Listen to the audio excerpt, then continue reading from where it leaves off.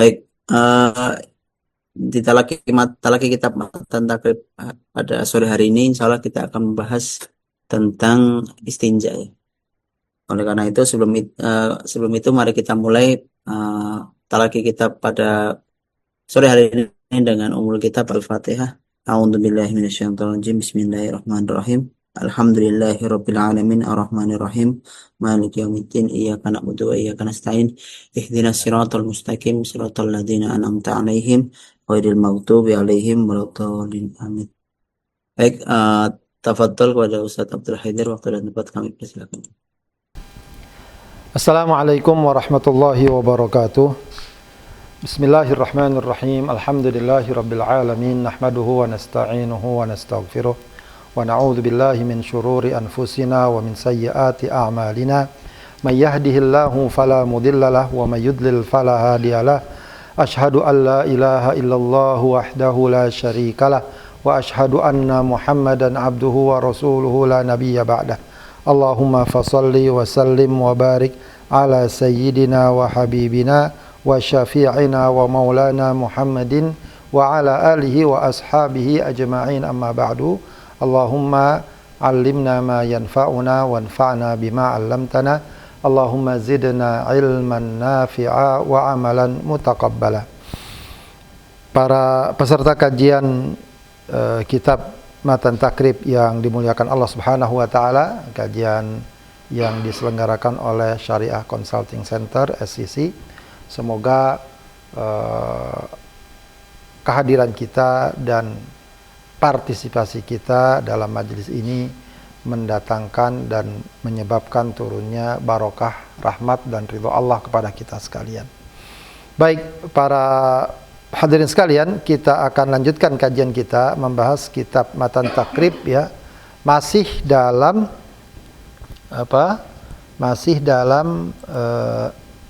bab kitab ya, kitab At-Thaharah atau bab Thaharah. Bab bersuci ya. Fasalnya kalau sekarang yang akan kita bahas adalah fasal tentang istinja. Faslun fil istinja. Ya.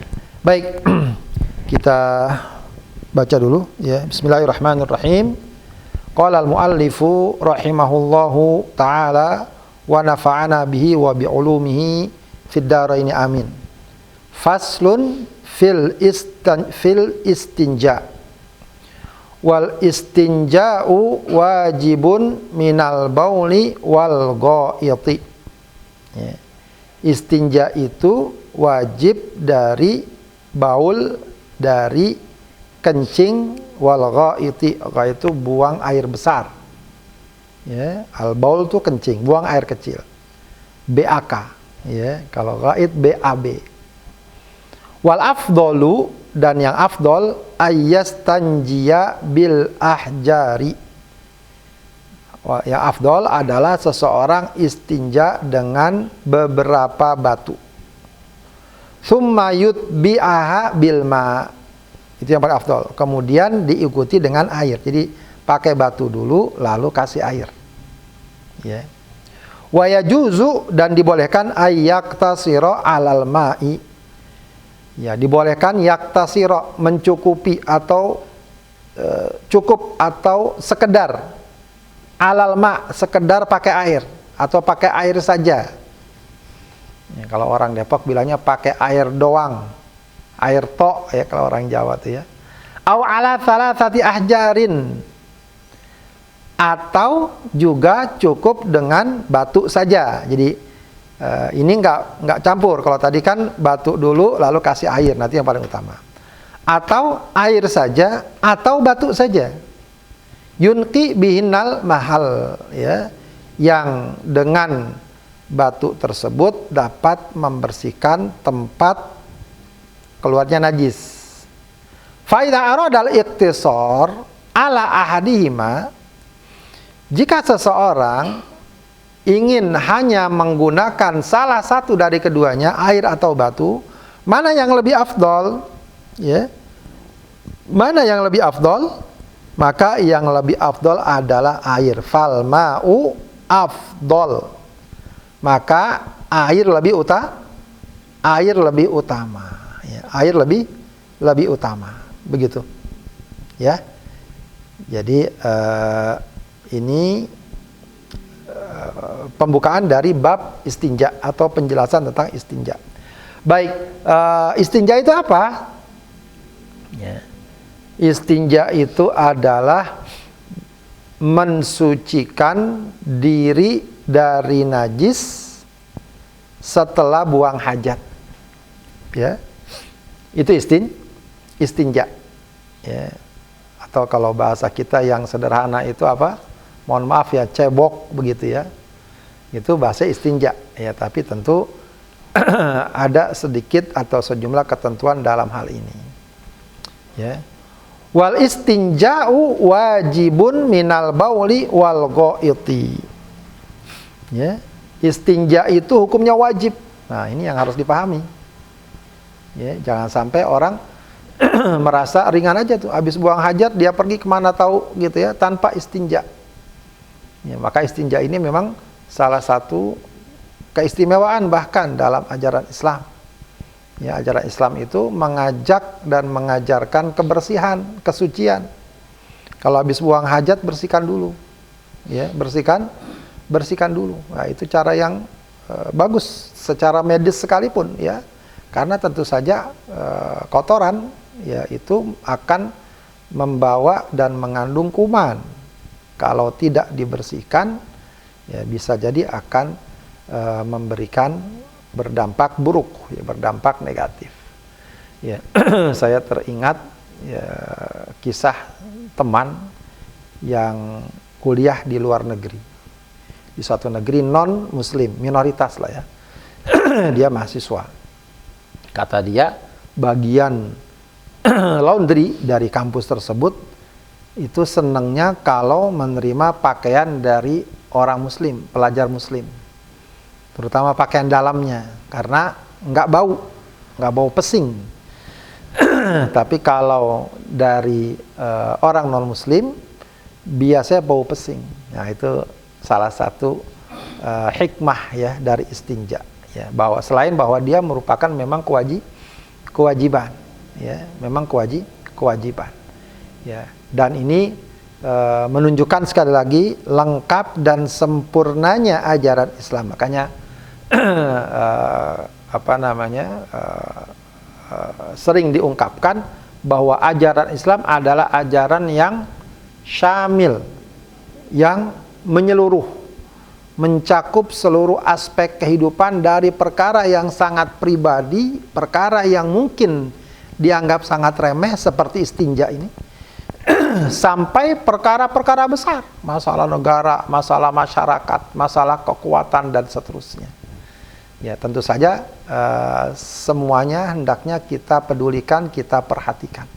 Jangan sampai kita hanya peduli masalah besar, tapi nggak peduli masalah yang kecil. Atau kebalikannya, kita yang kecil-kecil seperti ini kita peduli, yang besar-besar kita abaikan. Tidak. Ya, semuanya. Maka satu demi satu hendaknya kita pahami. Jadi kesimpulannya apa? Wal istinja wajibun minal bauli wal ghaiti. Istinja itu wajib dari buang air kecil dan buang air besar. Apa dalilnya kok dibilang wajib? Kenapa nggak dibilang sunnah saja? Ya, mungkin kita pernah dengar satu riwayat Rasulullah pernah lewat kedua kuburan. Kemudian beliau mengatakan innahuma la yu'adzabani. Kedua ahli kubur ini diadab. Yang satu diadab kenapa? Karena tidak membersihkan kotorannya, najisnya. La yastanzihu minal baul, ya kata Rasulullah. Kalau yang satu suka namimah, suka ngomongin orang, suka ngadu domba. Nah, jadi ingat itu wajib. Ya, jangan kemudian kita nggak habis kencing main jalan aja, terutama kalau dia kencing di mana gitu ya, di luar atau apa, atau di rumah mungkin dia pengen buru-buru kencing aja. Nah, itu dosa itu kalau dia keluar tanpa istinja. Baik, lalu sekarang berikutnya adalah ya apa yang afdol ketika orang istinja? Wal afdalu ayastanjiya bil ahjari thumma yutbi'aha bil ma. Yang afdol itu seseorang ya istinjanya adalah dengan batu lalu diikuti dengan air. Jadi pakai batu dulu lalu dengan air. Nah, nanti kalau ada penjabaran rinciannya itu, yang dimaksud batu ini apa? Sebenarnya istilah bil ahjar dikatakan para ulama itu bukan persis harus batu. Maka cuma istilah aja. Ya, kalau dalam bahasa fikih itu disebutnya apa? Istijmar. Istijmar. Jadi istijmar itu istinja dengan batu. Tapi ya, itu nanti akan dijelaskan bahwa batu ini bukan berarti harus dengan batu. Dengan apa saja yang ya biasanya nanti ada ketentuannya. Pertama, dia dapat membuat air itu nempel. Ya, nempel ke benda tersebut. Makanya nggak boleh yang licin. Kalau yang licin percuma, nggak nempel. Plastik misalnya. Ya, itu nggak bisa gitu ya. Dan yang kedua, dia tidak berbahaya, tidak tajam lah ya, tidak apa begitu ya. Jangan sampai menggunakan itu nanti misalnya jadi gatal-gatal gitu ya. Yang ketiga, dia bukan sesuatu yang terhormat. Ya bukan kertas, bukan buku, bukan apa begitu ya. Kertas buku, kertas apa, pakaian yang biasa dipakai, tidak. Makanya yang paling dekat sekarang penggunaan istinja dengan batu lah dengan tisu.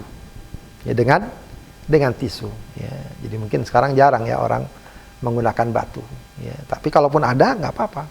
Dan dia harus suci juga, nggak boleh najis ya. Sebab boleh jadi kalau di tempat umum gitu keras-keras tuh misalnya kotoran hewan, nah itu nggak boleh. Rasulullah pernah dianterin oleh sahabat untuk istinja kotoran hewan, ini najis kata Rasulullah. Begitu. Kenapa? Salah ngambil. Nah, yang afdol adalah pakai tisu itu lalu kasih air, paling afdol. Baik, kemudian wa yajuzu ayyaktasiru 'alal ma', dan boleh hanya sekedar pakai air aja, nggak pakai tisu. Ya kita ganti dengan tisu ya karena lebih kekinian ya. Au 'ala thalati ahjar, atau dengan tisu 3 kali ya, dengan batu atau tisu 3 kali. 3 atau dengan 3 batu. Ya. Nah, 3 batu ini bisa juga 1 batu tapi pakai yang sebelah, nah, itu 3 kali. Tisu juga bisa begitu. Ya, atau 3 kali. Yang penting dia dapat membersihkan tempat najis tersebut. Begitu ya. Faidah arada iktisar, kalau pengen memilih batu atau tisu, ala ahadima fal ma'u afdol. Maka air lebih utama. Tetap air lebih utama. Nah, ini kan masalahnya kadang-kadang di sebagian toilet nggak ada airnya. Yang ada tisu, ya berarti nggak ada lagi tisu. Ya, kecuali tisu. Bahkan sekarang ada toilet nggak ada air, nggak ada tisu. Nah itu memang kalau kita masuk toilet, tapi pada zaman sekarang ya harus cek-cek dulu tuh. Ya. Beberapa tempat hotel itu kadang-kadang nggak ada air, nggak ada tisu. Air ada paling untuk flashnya doang. Gitu ya, nah, itu harus hati-hati ya, jadi kita mesti antisipasi kalau zaman sekarang ya, di beberapa tempat hotel yang bahkan yang biasa yang mewah yang kayak gitu tuh ya, bahkan ada air, ada tisu. Boleh nggak kita milih tisu? Boleh. Jadi ini bukan seperti orang tayamum. Kalau orang tayamum kan kalau masih ada air nggak boleh pakai debu ya. Kalau tayamum kan masih ada air, nggak boleh pakai debu, dia nggak boleh tayamum. Tapi kalau istinja ini, walau ada air, dia tetap boleh pakai tisu. Ya, karena mungkin udah biasa di sebagian orang itu malah menggunakan air nggak biasa. Ya, jadi kalau di negeri-negeri Barat itu atau di beberapa tempat itu yang namanya WC dikenal namanya WC kering. WC kering itu nggak ada air gitu ya, paling ada flashnya doang. Itu biasanya gunain tisu. Jadi WC itu kering banget lah. Kalau di kita kan biasanya istilahnya WC basah ya, WC basah begitu ya. Begitu. Jadi boleh sebenarnya milih. Tapi memang kalau mau memilih mana yang lebih utama, maka air yang lebih utama. Baik. Kita lanjutkan ya. Wa yajtanibu istiqbalal qibla wastidbaruha fis sahra. Nah, ini dia. Wa yajtanibu istiqbalal qibla wastidbaroha fis sahra. Sekarang ini sebenarnya pembahasan ini sekarang termasuk diistilahkan dengan istilah adab ya, adabul istinja, adab istinja Ya, adab istinja. Begitu ya. Apa yang hendaknya dilakukan atau dihindari ya? Kalau ini penekanannya al-mu'allif menekankan hal-hal yang dihindari ketika istinja. Wa yajtanibu, hendaknya dia menjauhi atau meninggalkan istiqbalal kiblah, menghadap kiblat, wastidbaroha, dan membelakanginya, fis sohro. Nah, ini ada tambahan ya, ada tambahan fis sohro. Apa nih fis sohro? Di padang pasir atau di tempat terbuka. Di tempat terbuka. Jadi memang kalau zaman dulu, ya di zaman Rasulullah atau zaman dulu itu belum dikenal toilet seperti sekarang untuk buang hajat. Untuk buang hajat. Ya, jadi mereka kalau buang hajat kemana? Menjauh dari tempat pemukiman. Menjauh. Sekiranya nanti orang tidak melihat. Orang tidak melihat. Nah, disitulah dia buang hajat. Ya. Kalau sekarang kan nggak mungkin. Sekarang di mana? Ya, perumahannya padat. Ya, sekarang orang pakai toilet. Kalau zaman dulu nggak. Makanya zaman dulu itu toilet disebut baitul khola, ya, tempat sepi. Ya, tempat sepi. Jadi relatif kiri kanannya terbuka, cuma karena jauh dari pandangan orang, jadi tidak masalah. Begitu ya. Nah, kata mu'allif, saat orang istinja jangan sampai atau tidak boleh menghadap kiblat atau membelakanginya. Nah, ini gambaran tentang apa? Pengagungan, pemuliaan terhadap kiblat. Begitu ya. Membelakangi nggak boleh. Tapi ada di sini penekanan fis sahra, di padang pasir atau di tempat terbuka. Berarti pemahamannya kalau di dalam ruangan tempatnya tidak terbuka, dalam ruangan ada pintu terkunci, ya, itu tidak berlaku ketentuan ini. Meskipun ada yang mengatakan dianjurkan. Dianjurkan tetap kalau di dalam ruangan tidak menghadap atau membelakangi kiblat, gitu ya, tidak menghadap atau membelakangi kiblat. Nah, ini juga mungkin nanti menjadi pengingat ya atau peringatan kalau kita misalnya bangun rumah, ya, bangun rumah, maka perhatikan tuh, ya, jangan sampai WC-nya menghadap kiblat. Kalau udah kadung menghadap kiblat atau membelakanginya gimana ya nggak apa-apa. Ya, kalau masih di ruangan nggak apa-apa. Cuma memang lebih bagus, lebih afdol, ya, WC kita itu kita tidak menghadap atau membelakangi kiblat. Ya, kalaupun menghadap ya sudah nggak apa-apa. Atau kadang-kadang mungkin kondisi rumah atau tempatnya itu memang apa istilahnya, ya, tidak memungkinkan diputar-putar misalnya, ya sudah nggak apa-apa. Kalau masih dalam ruangan. Baik. Kemudian wayajatanibul baula wal ghaita fil ma'ir raqid. Ya. Wayajatanibul baula wal ghaita fil ma'ir raqid. Ya. Dan meninggalkan, menjauhi al baul wal ghait, kencing dan buang hajat, ya, buang air besar, fil ma'ir raqid, ya, di air yang tergenang. Di air yang tergenang, ya, jadi nggak boleh tuh, ya, tinggalkan. Meskipun memang hukumnya dia mengatakan makruh, ya, ada yang mengatakan haram kalau memang misalnya air itu dipakai, ya. Meskipun mungkin kalau bab najisnya bisa jadi nggak najis karena airnya banyak, ya, katakanlah kolam renang, kencing di situ, nah, itu nggak boleh tuh, ya. Kadang-kadang ada orang yang sambil berenang, ya, kalau ada istilah sambil menyelam minum air, ini enggak, sambil berenang dia kencing. Kalau kencing dia naik ya ke atas. Karena kenapa dilarang? Ya karena itu menyakiti, mengganggu orang lain, menimbulkan penyakit dan semacamnya, ya, dan semacamnya. Nah, ini lihat bagaimana Islam sangat memperhatikan hal tersebut, memperhatikan juga kepentingan umum, kepentingan bersama, ya. Apalagi kalau airnya sedikit, ya udah pasti airnya menjadi najis, begitu ya. Ya, ada hadis Rasulullah SAW, jangan mandi junub di air yang tergenang, atau jangan kencing dan mandi junub di air yang tergenang. Ya, berarti pemahamannya kalau air mengalir gimana? Di sungai. Kencing, mandi junub di air mengalir. Itu pun juga sebenarnya kalau seandainya air itu memang dipakai, ada orang di sana pakai buat cuci, buat apa, mestinya juga jangan. Dianjurkan untuk tidak. Ya, karena itu terkait dengan kepentingan umum juga. Makanya kalau zaman dulu tuh banyak tempat buang hajat di sungai-sungai, kecuali kalau sungainya sangat besar ya.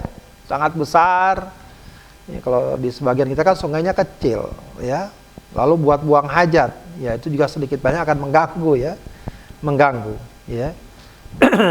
Hendaknya dihindari juga. Fil ma'ir raqid. Wa tahta syajaratil musmirati fit tariqi, ya, wa tahta syajaratil musmirah ya. Jadi termasuk juga wa tahta syajarah. Di bawah apa? Syajarah, pohon. Al musmirah, apa al musmirah? Berbuah. Di bawah pohon berbuah. Ya, ini berarti kalau pohonnya nggak berbuah nggak masalah nih ya. Wallahu alam, ya penekanannya adalah dari aspek maslahatnya. Ya. Kenapa ditekankan pohon berbuah? Karena pohon yang sedang berbuah itu biasanya didatengin orang kan. Ada orang yang naik ngambil buahnya, lalu ternyata ada orang kencing di situ. Ya pasti kebauan, mengganggu orang lain. Jadi pelajarannya di situ ya, mengganggu orang lain. Pelajarannya adalah ya karena perkara ini akan dapat mengganggu orang lain. Ya. Ya, artinya misalnya pohon tersebut sering orang datang ke situ, lalu ada orang kencing, maka itu menjadi tidak baik ya buat kepentingan bersama. Ya. Adapun kalau pohon tersebut tidak berbuah dan mungkin tidak banyak didatangi orang, insya Allah tidak masalah. Ya. Insya Allah tidak masalah. Baik, kemudian wafit tariqi, dan juga di jalan, ya. Wafit tariqi, ya ini di jalan, di jalanan, di gang, di mana? Ya kadang kita lewat, aduh bau pesing. Nah, ini memang kalau kita perhatikan betul-betul kita diajarkan untuk memperhatikan kepentingan umum dan kepentingan bersama, ya. Jadi orang Muslim itu sebenarnya sudah diajarkan betul ya untuk betul-betul jangan sampai dia bersikap dan bertindak yang dapat merugikan kepentingan umum, ya. Merugikan kepentingan umum. Baik, kemudian wadzil apa? Di bawah tempat berteduh atau tempat naungan. Dzil ini artinya asalnya dzil ini bayangan. Tapi wadzil di sini maknanya adalah naungan, tempat bernaung. Apalah kalau sekarang mungkin pos ronda, halte atau apa, ada orang biasa nongkrong di situ, warung atau apa begitu ya. Wadzil. Ya ini juga sangat jelas lagi ya. Tujuannya apa? Tujuannya adalah agar jangan mengganggu orang lain. Yaitu kalau dalam hadis disebut al-la'anain. Ittaqu al-la'anain. Ya. Hinggalkan dua perkara yang mengundang laknat. Ya, ittaqu al-la'anain. Ya, jadi kalau bahasa kita perkara yang dapat membuat orang jadi sumpah-sumpah ya, disumpahin orang bahasanya. Ya, itu apa? Dua tempat itu yaitu ya alladzi yatakhalla fi tariqin nas aw dhillihim. Ya, yaitu orang yang buang hajat di jalan tempat orang lewat dan tempat orang bernaung. Tempat orang bernaung. Begitu ya. Baik, kemudian apa lagi? Wadzil wathuqbi. Ya. Apa thuq? Lobang. Ya. Lobang ini maksudnya biasanya adalah lobang hewan, ya. Lobang hewan. Ya. Kenapa nggak boleh lobang hewan? Ya jelas, ya. tempat hewan, ya mengganggu hewan, atau juga ada yang mengatakan bisa aja itu lubang tempat jin, tempat jin. Ya, kadang-kadang suka terjadi begitu, orang buang hajat sembarangan, pas sampai rumah entah kena apa, diganggu jin dan semacamnya. Nah ini bisa dibayangkan, jangankan ganggu manusia, ganggu hewan, ganggu jin nggak boleh. Ya. Saking kita diingatkan tuh ya, untuk jangan sampai perbuatan dan sikap kita itu mengganggu orang. Nah, ini satu hal yang sebenarnya bukan cuma sekedar fikihnya yang kita ambil, tapi juga moralnya, adabnya, dan akhlaknya. Begitu ya. Baik. Apalagi wala yatakallamu 'alal bauli wal ghaid, termasuk yang dilarang adalah tidak ngobrol, tidak berbicara ketika buang air kecil, ya, tidak berbicara. Jadi jangan ngobrol ketika buang air kecil. Nah ini kadang-kadang suka ada lagi di WC, ada yang nyanyi, ada yang jawab HP, ya, maka nggak boleh. Ya. Sekalipun ada orang yang salam, nggak boleh jawab salam, apalagi jawab salam. Begitu ya, tidak boleh. Wallahu alam, kalau seandainya memang dia sangat membutuhkan, ada orang penting banget ya, mau dijawab ya jawab aja seperlunya. Kalau itu ada keperluan. Kalau sekedar ngobrol saja tidak. Begitu ya. Wala yastaqbilu syamsa wal qamara wala yastadbiruha. Bahkan ada, kalau di sini al-mu'allif mengatakan tidak boleh menghadap matahari dan membelakanginya. Tidak boleh menghadap matahari dan membelakanginya. Ya, meskipun pendapat ini tidak dikuatkan bahkan dalam mazhab Syafi'i sendiri. Jadi dalam mazhab Syafi'i sendiri juga ada sebenarnya perbedaan pendapat di kalangan para ulama mazhab Syafi'i. Gitu. Ya, makanya nanti ada istilah al-mu'tamad fil madhab. Yang jadi patokan dalam masalah ini apa? Ya itu biasanya adakah termasuk dalam bab ini menghadap matahari atau membelakanginya, yang mu'tamad itu tidak dilarang. Yang mu'tamad tidak dilarang, meskipun ada sebagian berpendapat dilarang. Begitu. Nah, yang mu'tamad itu juga kalau menghadap dan membelakangi kiblat jika di tempat terbuka. Kemudian berikutnya lagi adalah apa? Wala yastanji biyaminihi. Maka jangan dia istinja dengan tangan kanannya. Jadi untuk cebok, maaf, ya hendaknya menggunakan tangan kiri. Tidak boleh menggunakan tangan kanan. Ya secara umum tangan kanan digunakan untuk hal-hal yang baik, ya bukan hal-hal yang buruk atau kotor, begitu ya. Untuk hal yang baik. Ini beberapa ketentuan saat orang istinja, ya, atau adab boleh dikatakan demikian, hal yang harus dihindari. Sebenarnya masih ada lagi ya beberapa ketentuan yang sering kita dengar, dan itu juga memang ada landasannya. Misalnya yang terkenal tidak istinja dalam keadaan berdiri. Ya, khususnya kencing nih, ya, ini orang laki nih terutama nih. Meskipun larangan ini ada yang mengatakan makruh, ada yang mengatakan haram. Ya. Ada yang mengatakan haram, ya, maka sedapat mungkin kalau kencing itu jongkok atau duduk, biasa duduk, sedapat mungkin. Kalau memang sulit, ya tidak mengapa berdiri, ya, berarti tidak mengapa. Ada riwayat Rasulullah berdiri, ya, ketika beliau sakit atau ada beberapa kondisi tertentu, ya. Nah, jadi tidak mengapa berdiri, tapi yang lebih utama adalah kalau duduk atau jongkok, begitu.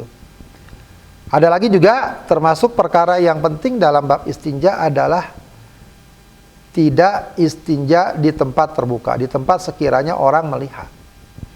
Ya ini yang agak krusial di kita ini. Kadang-kadang di berbagai tempat buang hajat bagi orang laki biasanya, itu yang ada kan urinoir itu ya, yang membuat orang tetap berdiri. Dan bukan cuma berdirinya sebenarnya masalahnya, kelihatan orangnya juga. Gitu ya. Jadi kalau istinja itu bagusnya nggak kelihatan orang. Nah, jadi kalaupun dia berdiri tapi nggak kelihatan orang, lebih baik daripada dia duduk kelihatan orang, gitu ya. Karena ada tuh ya kalau di kampung-kampung tuh tempat buang hajat di empang itu udah macam-macam tuh, udah ada dua masalah. Ya, tempat buang hajat di empang kelihatan orang. Ya bisa kelihatan sebelah badannya aja. Udah gitu tempatnya diempang, empang kan airnya tergenang. Jadi ada dua kesalahan di situ. Ya, maka jangan istinja di tempat yang terbuka. Jadi kalau masih mudah, misalnya kita di masjid atau di tempat umum, kalau kita istinja di tempat yang tertutup masih ringan, maka usahakan tempat yang tertutup. Kalau masih mudah kita bisa istinja dengan jongkok atau dengan duduk, maka lakukan itu. Begitu ya. Kecuali kalau pilihannya nggak ada atau sulit. Antri ada tempat yang tertutup cuma satu. Antri lagi. Sementara ini dia buru-buru pengen kencing di tempat yang tadi tuh ya urinoir yang mungkin orang jadi bisa kelihatan. Itu nggak apa-apa. Ya kalau kondisinya memang tidak memungkinkan. Ada juga adab istinja yang cukup dikenal apa? Zikirnya. Maka kalau kita mau masuk ke tempat buang hajat, kita bilang apa? Allahumma inni a'udzubika minal khubuthi wal khaba'ith. Kalau kita keluar cukup kita bilang gufronak. Gufronak. Itu juga termasuk zikir yang disunnahkan dan diajarkan ketika istinja. Baik, rekan-rekan sekalian, demikian untuk fasal istinja. Sebelum saya lanjutkan, kalau ada yang mau bertanya silakan. Baik langsung ataupun lewat chat. Sebelum lanjut, silakan kalau dia mau bertanya. Silakan yang ingin bertanya terkait dengan istinjak tadi. Ada barangkali ada yang belum clear gitu kan, pengen ditanyakan atau mungkin ada mungkin yang mengganjal gitu kan. Eh, Terkait dengan mungkin ada kasus apa mengalami sendiri atau mungkin ada teman yang mengalami, silakan. Sebelum kita lanjutkan ini. Apa Ustadz mau bertanya? Silakan, Bu. Tadi terkait yang tisu tadi ya, saya agak kurang nangkep. Kalau misalkan kita istinjanya itu hanya dengan tisu tanpa air, Ya. terus nggak ada sabun. Kalau untuk kasus BAB misalkan, karena kan kalau di toilet barat biasanya gitu ya Ustadz, hanya tisu. Terus kita nggak ada sabun gitu di tas. Jadi itu Sah, bisa. Memang kadang-kadang yang agak, mohon maaf ya, yang agak nggak enak tuh kalau buang air besar ya. Tapi bisa. Iya, bisa. Walaupun memang nggak harus sabun segala macam.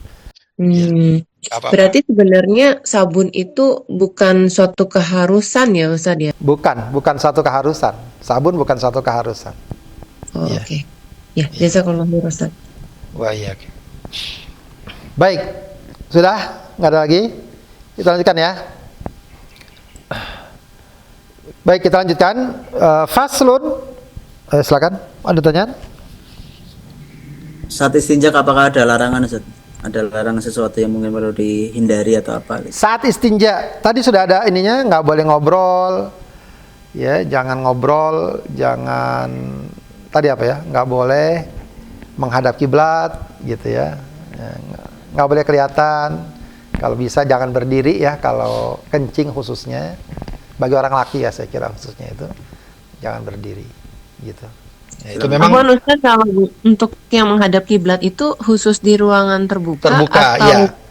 Di ruang tertutup itu ada yang tetap menganjurkan, ada sebagian ulama yang tetap menganjurkan tidak menghadap kiblat, nggak boleh menghadap atau membelakanginya.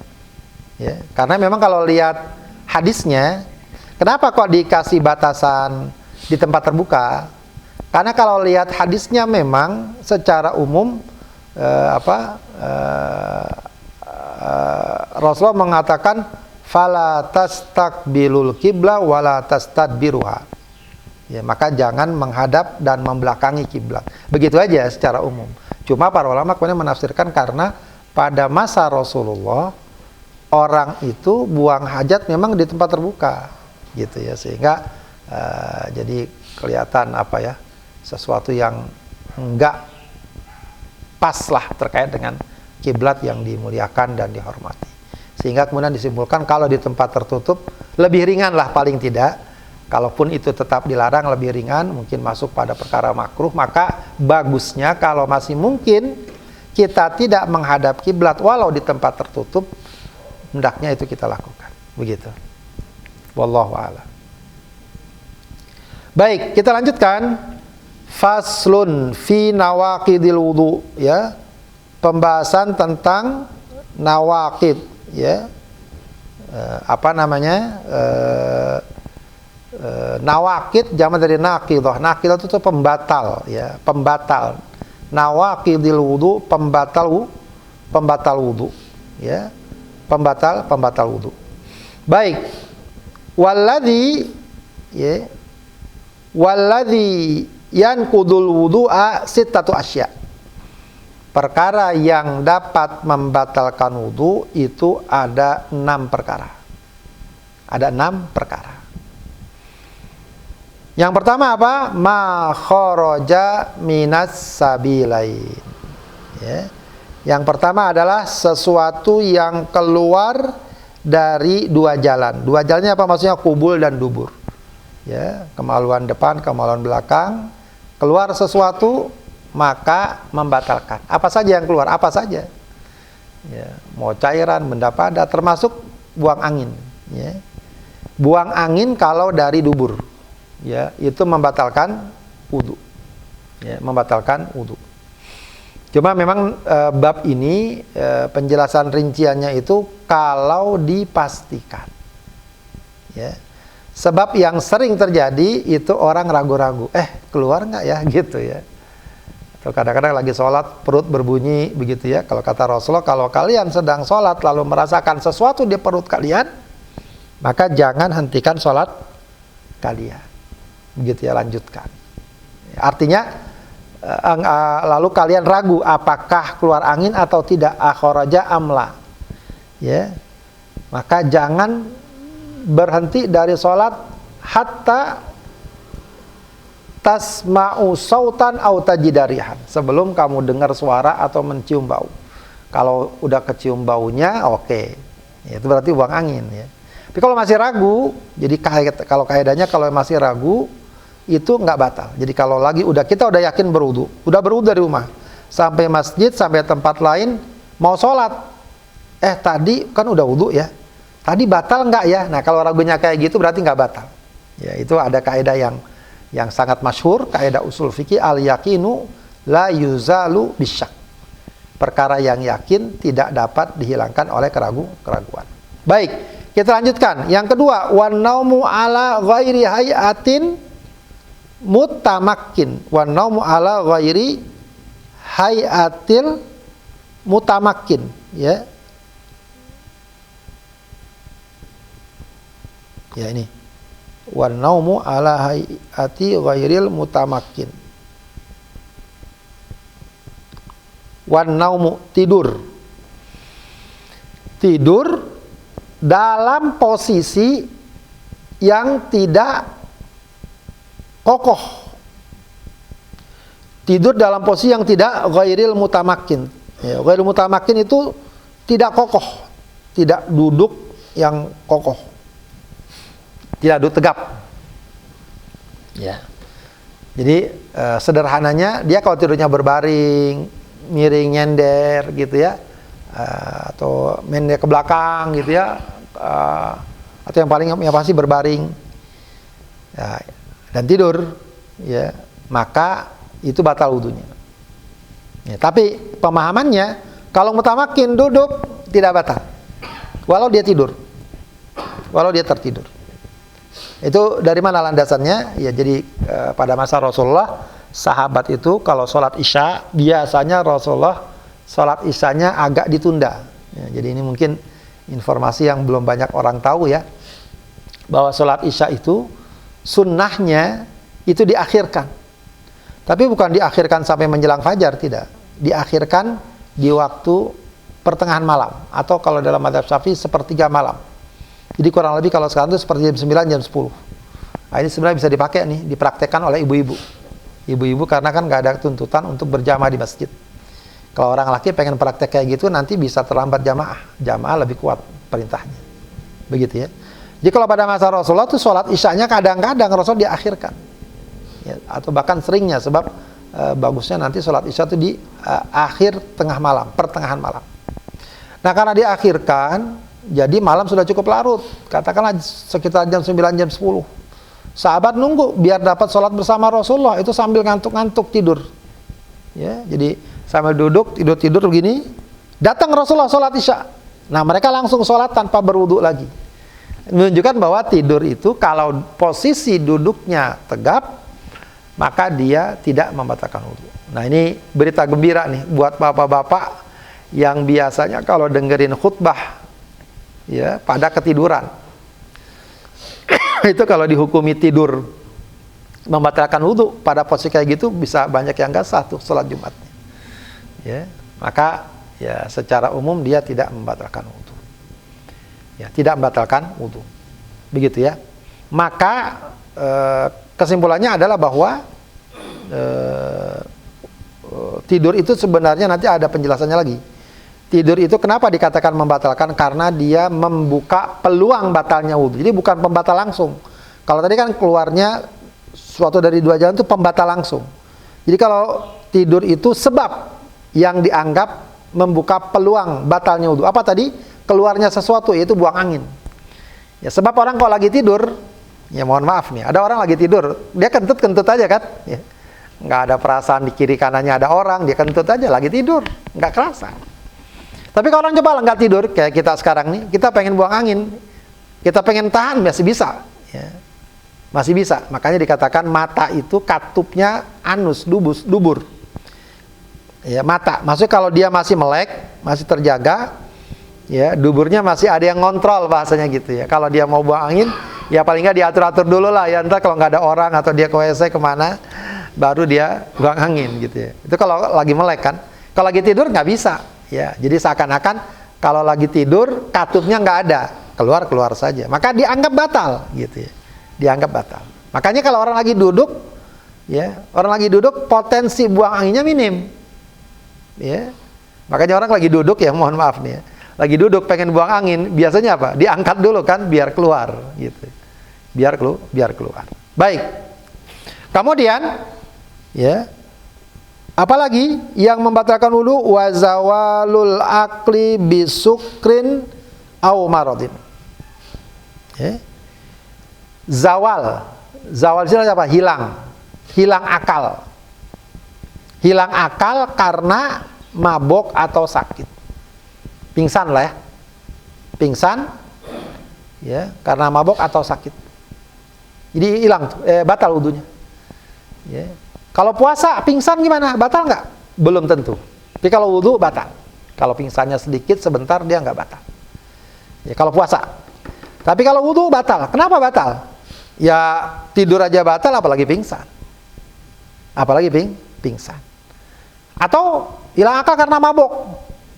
Ya. Mabok bisa jadi mabok nggak selalu karena minum minuman keras ya.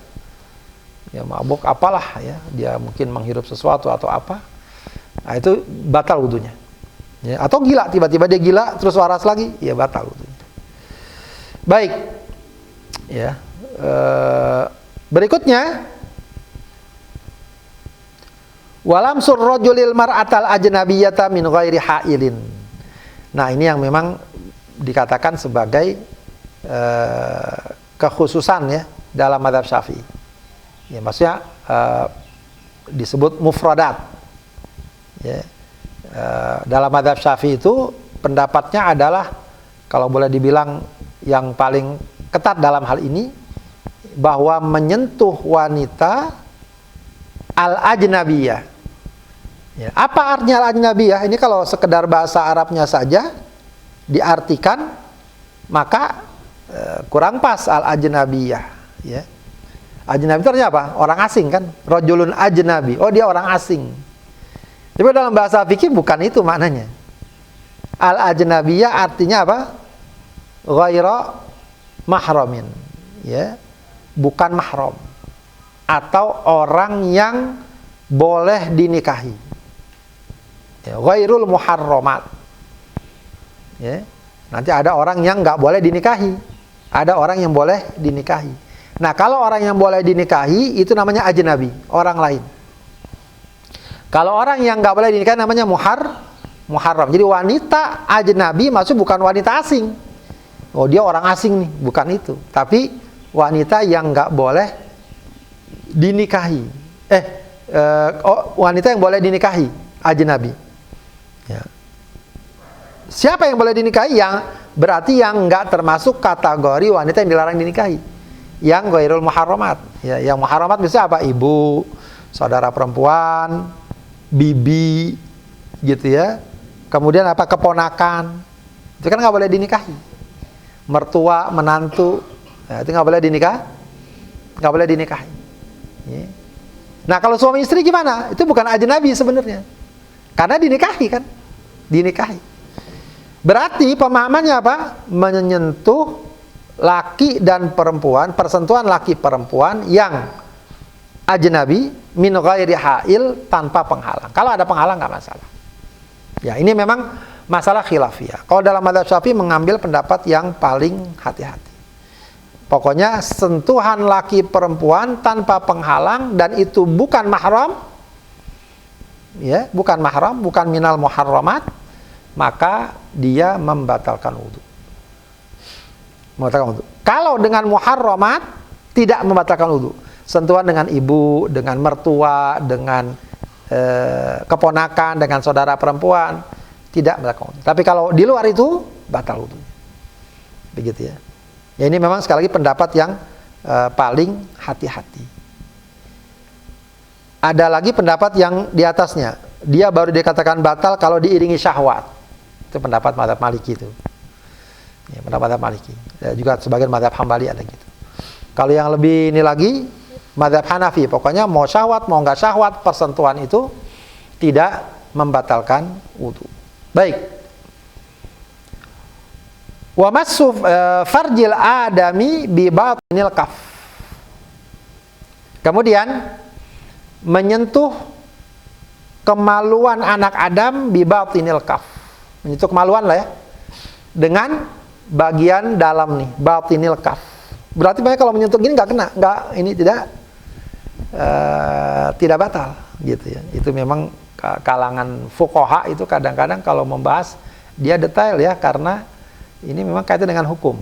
Ya, kalau lihat hadisnya nggak ada tuh petunjuk bahwa misalnya harus yang bikin batal kalau pakai bagian dalam, kalau yang di luar tidak. Ya, tapi begitulah mereka menyimpulkan. Ya, sebab ini pun juga sebenarnya ada perdebatan, tapi yang cukup masyhur bahwa yang menyentuh kemaluan itu tanpa penghalang maka batal wudunya. Mammassa dzakarahu falyatawaddo, kata Rasulullah, singkat ya. Siapa yang menyentuh kemaluannya maka hendaknya dia berwudu. Hendaknya dia berwudu. Baik, wa massu halaqati duburihi alal jadid. Nah, kalau dalam fikih Syafi'i itu termasuk ya yang membatalkan wudu adalah kalau menyentuh ya maaf ya bulatan duburnya, bagian dubur. Ya, bukan mohon maaf, bukan pantatnya, bukan. Pas bulatan duburnya, kalau kita sentuh, itu juga termasuk membatalkan. Alal jadid. Nah, ini kalau ini khusus terkait dalam fikih Syafi'i, ini terkenal nih. Kalau istilahnya apa? Istilahnya kaul qadim dan kaul jadid. Pendapat sebelumnya dan pendapat sesudahnya. Pendapat lama dan pendapat baru. Jadi, dalam beberapa kasus, dalam beberapa masalah fikih, itu Imam Syafi'i punya dua pendapat. Pendapatnya beda. Kadang sah, kadang tidak sah, batal, tidak batal. Ya. Nah, kalau dalam bab ini ya, pendapat sebelumnya itu qaul qadim namanya. Itu dikatakan ketika beliau masih di Baghdad, di Irak. Qaul jadidnya itu ketika beliau sudah tinggal di Mesir dan menetap di Mesir, karena beliau wafatnya di Mesir. Ya, kuburannya sampai sekarang ada di Mesir. Nah, itu ya bisa jadi dia melihat lagi dalil yang baru atau mungkin juga kesimpulan-kesimpulan baru dan seterusnya. Ya, jadi beda kesimpulannya dari ketika sebelumnya. Nah, itu. Nah, kalau ini makanya menyentuh bulatan duburnya itu menurut pendapat yang baru itu membatalkan. Ya, berarti pemahamannya apa? Kalau menurut pendapat yang lama tidak membatalkan. Gitu ya. Biasanya memang yang jadi patokan adalah pendapat yang baru, kaulul jadid. Ya, berarti kaul qadimnya tidak dipakai. Ya, kaul qadimnya tidak dipakai. Nah, itu perkara yang membatalkan wudu ya, perkara yang membatalkan wudu. Ya, jadi sekali lagi yang membatalkan wudhu apa? Keluarnya sesuatu dari dua jalan, tidur dalam posisi yang tidak tegak, hilang akal, persentuhan laki perempuan yang bukan mahram, menyentuh kemaluan, dan ya termasuk di sini menyentuh tadi duburnya secara langsung.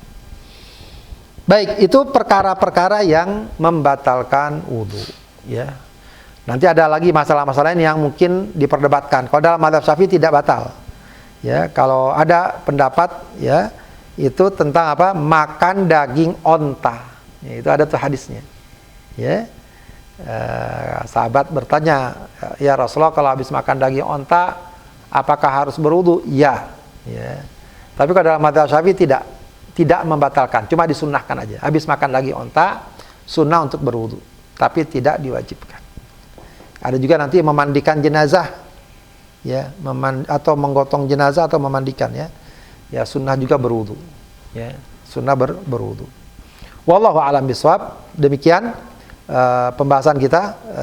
Mungkin saya cukup sampai di sini pembahasannya. Silakan kalau ada yang mau tanya jawab, silakan. Silakan yang ingin bertanya. Zat, kalau misalkan ini Zat, tidur misalkan posisinya tegak nih Zat, coba mengeluarkan suara Zat. Itu gimana Zat? Ngorok ya? Ya Zat. Ngorok mimpi. Jadi memang yang jadi patokan bukan masalah tidur nyenyak atau tidaknya.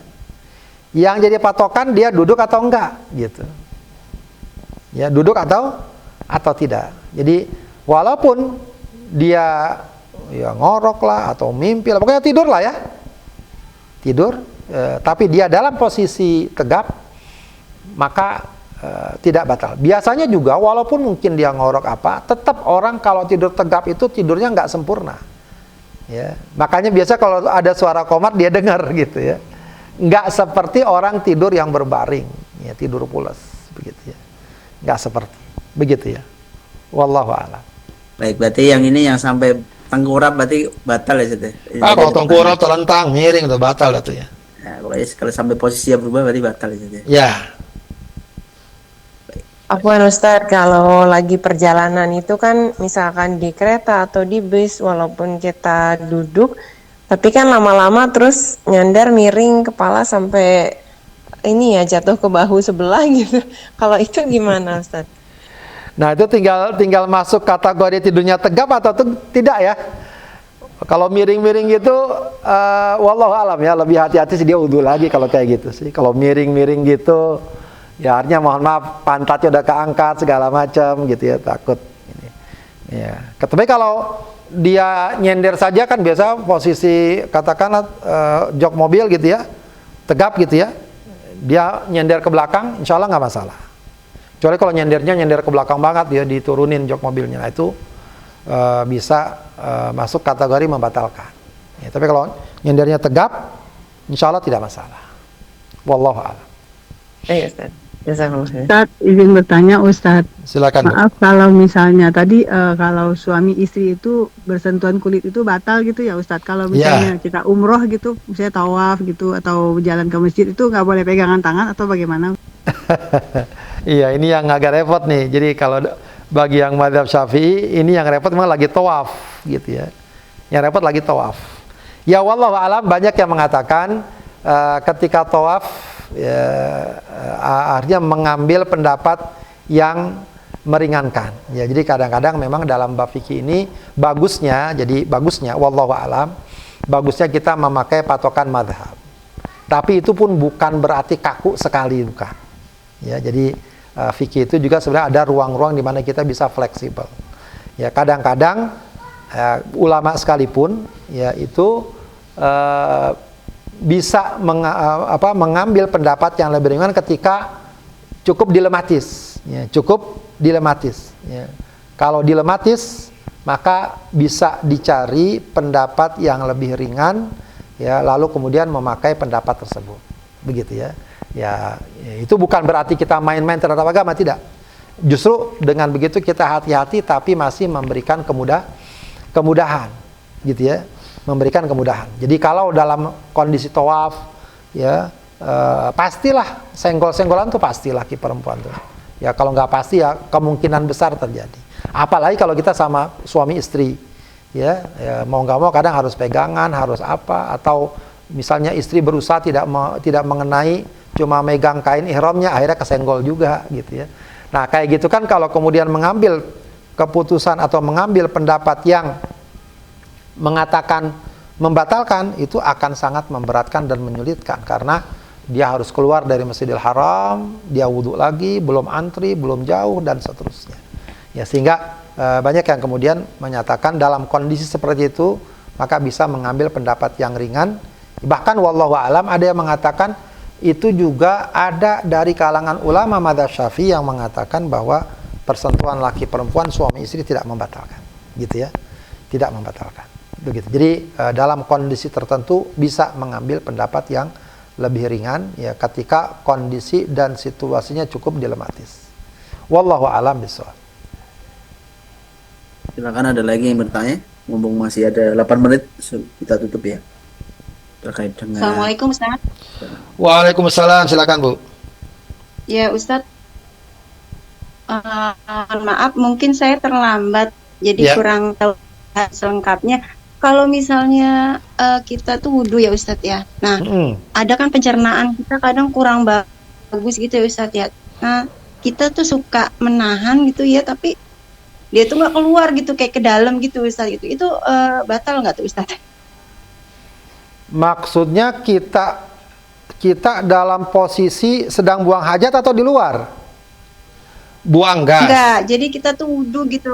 Karena kita menjaga wudhu gitu ya Ustadz ya. Nah itu Ya. kadang kan pencernaan kita tuh kadang ada yang nggak bagus gitu ya. Jadi sering Ya, buang betul. gas. Nah terkadang tuh kita suka menahan gitu Ustadz, tapi nggak keluar, cuman kayak di dalam gitu. Itu gimana? Ya. Ya, Jadi kalau- kayak keluarnya di dalam gitu ya. Nggak apa-apa, pokoknya patokannya nggak keluar. Patokannya nggak keluar. Atau kalaupun kita ragu-ragu keluar atau enggak, maka ragu-ragu itu nggak bisa dijadikan sebagai patokan. Begitu ya. Jadi kadang-kadang memang suka ada tuh kayak keluar suara di perut atau apa.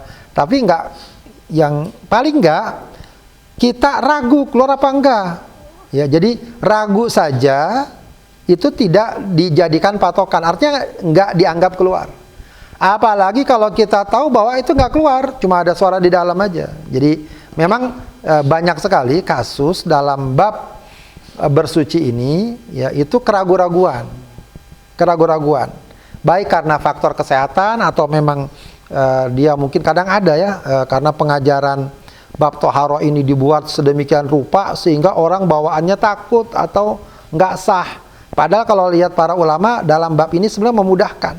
Jadi kalau patokannya masih ragu-ragu, ya, tapi dia udah berwudu, ragu-ragu batal apa enggak?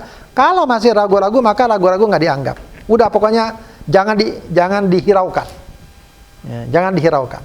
Ya, kecuali kalau dia udah yakin, oh udah yakin keluar, oh batal berarti, gitu. Wallahu a'lam. Baik, Insyaallah.